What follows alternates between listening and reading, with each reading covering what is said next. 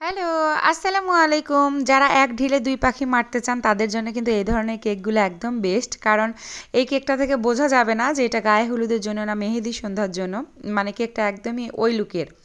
তো এই কেকটা করেছিলাম আমি ঈদের ৩য় দিনে। আমার হচ্ছে ক্লায়েন্ট ঈদের পরের দিন খুব সকালবেলা এসে একটা প্রোগ্রাম ছিল মানে স্কুলের রজত জয়ন্তী উপলক্ষে কেক নিয়ে গেছিলো ৪ পাউন্ডের। তো তারপরে হচ্ছে ওখান থেকেই আরেকজন ক্লায়েন্ট আসছে ওই কেকটা দেখার পরে তাদের বাসাতে আর কি বিয়ে অনুষ্ঠান ছিল।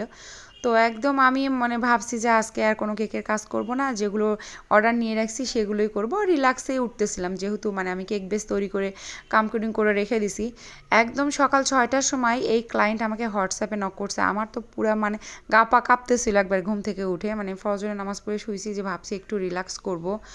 তো উনি মানে সরাসরি ছবি দিয়েই ফোন দিছে যে আপু আমার ইমার্জেন্সি আজকে বিকেলবেলায় কেকটা লাগবে, আপনি করে দেন। বললাম ভাইয়া ইমার্জেন্সি কেকের প্রাইস তো বেশি হয় সেটা পরের কথা, আমি এত ক্লান্ত। বলে যে আপু আমরা কিন্তু কালকেই কেক নিছি, আপনি না করতে পারবেন না। তখন কি একটা অবস্থা হয়ে যায়। তো উনি যে ছবিটা দিছে সেটা দেখে তো আমার আরও মাথা নষ্ট হয়ে গেছে, পুরো ফন্ডেন্টের কাজ। তখন আমি ওনার বাজেট শুনলাম, বাজেট দেখি বলতেছে আপু আমরা শুধু মানে একটু শো করার জন্য রাখবো, খাওয়াটা আমাদের ম্যান্ডেটরি না। তখন আমি বললাম যে ভাইয়া তাহলে আপনি হুইপ ক্রিমে নেন, এটাই আপনার জন্য বেস্ট। কারণ যারা হচ্ছে ফন্ডেন্টের খরচটা বেয়ার করতে চায় না কিন্তু ওই লুকসটা নিতে চায় তাদের জন্য কিন্তু হুইপ ক্রিমের কাজটাই বেস্ট। তো উনি বলছিল যে আপু আমাকে অন্য ওই যে আরও ঢোল তবলা আছে ওগুলো কিছুই দিতে হবে না, শুধুমাত্র শাড়িটা করে দেন তাহলেই হবে। তো তখন যখন আমি তাকে এটা সাজেশন করলাম ভাইয়া রাজি হয়ে গেল যে আপু ঠিক আছে হুইপ ক্রিম দিয়ে করে দেন।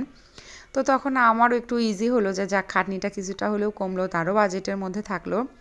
তো এই কেকের কালার কম্বিনেশনটা এত সুন্দর ছিল, অনেক আপুই কমেন্ট করছে যে কেকের বডির যে মানে বাসন্তী কালারের মতন অরেঞ্জ কালারটা এটা কিভাবে আনছি। আসলে ওই দিন এতগুলো কেকের কাজ করছি, এই কেকটা করার সময় আবার আমার ৩ পাউন্ডের কেকের অর্ডার আসে, তো সেইটাও কমপ্লিট করছিলাম।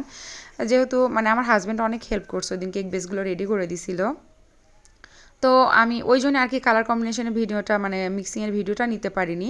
আসলে কালার কম্বিনেশন সেট করাটা এটা আপনারা নিজে নিজেই শিখে যাবেন, এটা কেউ শেখাবে না। কেক ডেকোরেশন করতে করতে কেমনও জানি না আস্তে আস্তে এই ধারণাটা চলে আসে, আমাকেও কিন্তু শেখায়নি। হয়তো কিছু কিছু কালার কম্বিনেশনের ভিডিও আমি দেখছি, তাছাড়া আপনিই মনে হয় যে এই কালারটার সাথে এই কালারটা দিলে মনে হয় এই কালারটা চলে আসবে। নিজে নিজেই শিখে যাবেন ট্রাই করতে করতেই। তো ওই কালারটা আনছিলাম আমি, রেড কালার আর হচ্ছে ইয়েলো কালার মিক্স করতে করতে মানে সুন্দর একটা বাসন্তী কালার আসছিল। আর উপরে যে রেড কালারের এটা এটা কিন্তু কিছুটা ডিপ মেরুন বা ডিপ রেডের মতন, একদম যে টকটকা লাল ওইটা না, কালারটা কিন্তু অনেক সুন্দর ছিল দেখতে।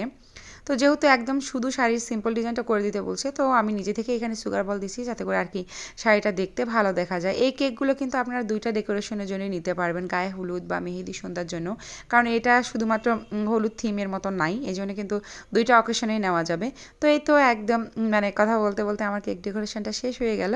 গোল্ডেন সুগার বল দিচ্ছিলাম যাতে আর কি লাইটটা মানে ফোকাস হয়, দেখতে ভালো দেখা যায়। আর গায়ে হলুদের কেক মানে একটু চাকচিক্য হলে বেশি ভালো লাগে। তো এই তো আমার কেক কমপ্লিট।